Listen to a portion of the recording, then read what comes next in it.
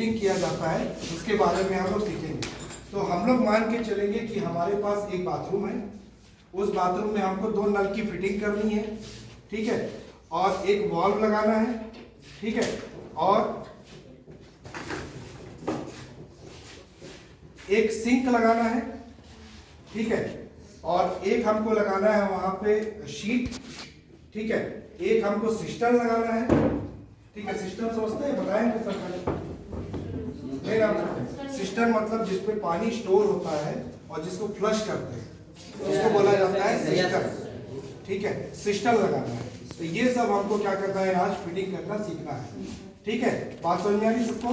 तो उसके लिए क्या क्या लगेगा और कैसे उसकी फिटिंग करेंगे हम देखेंगे। तो मान लेते